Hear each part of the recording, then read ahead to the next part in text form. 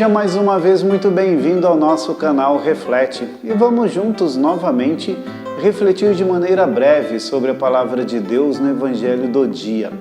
Hoje é quinta-feira, nosso Evangelho é de Mateus, capítulo 16, versículos do 13 ao 23. No Evangelho de hoje, nós ouvíamos mais uma vez essa pergunta que Jesus faz aos seus discípulos.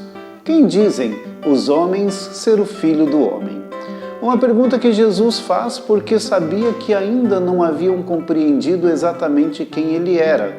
De fato, as pessoas viviam em um tempo sem esperança, em um tempo de muitas dificuldades e sofrimentos, e quando ele chega trazendo a boa notícia do reino de Deus, muitos ainda não conseguem perceber exatamente o que estava acontecendo e a grande riqueza daquele momento histórico em que o próprio Filho de Deus vinha visitar o seu povo como Messias para lhes trazer a salvação.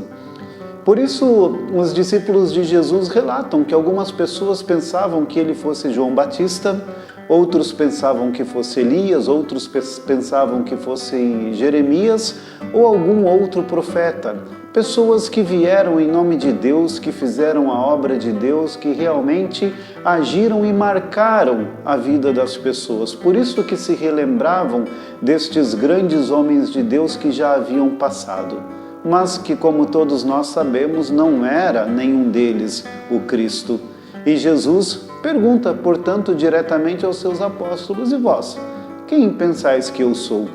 Ao que o Pedro, em nome de todo o grupo dos apóstolos, afirma e professa a sua fé dizendo: o Messias, o Filho do Deus vivo. Uma resposta que alegra muito o coração do Cristo, que sabe que foi o Pai quem revelou aquilo a Pedro, que consegue sentir a confiança e a verdade daquilo que Pedro expressava em suas palavras, porque não dizia aquilo por si mesmo, mas dizia por conta da revelação divina.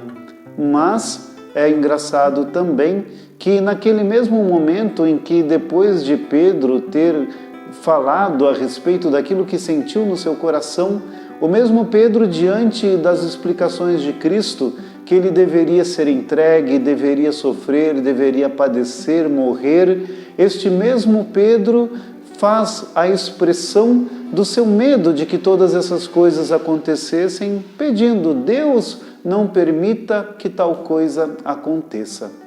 E diante disso, Jesus repele a este pensamento de Pedro com essa expressão bem forte: vai para longe, Satanás. Porque a vontade de Satanás é justamente que nenhum de nós consigamos cumprir aquilo que é a vontade do Pai.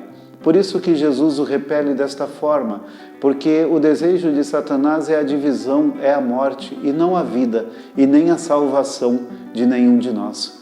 Por isso que Jesus precisava fazer a vontade de Deus, para trazer-nos a salvação e a vida, que é exatamente aquilo que não faz parte do desejo do inimigo de Deus. E nós, para sermos, portanto, verdadeiros seguidores e discípulos de Jesus, precisamos fazer a vontade de Deus, buscando a nossa salvação. Que Deus nos abençoe. Em nome do Pai, e do Filho, e do Espírito Santo. Amém.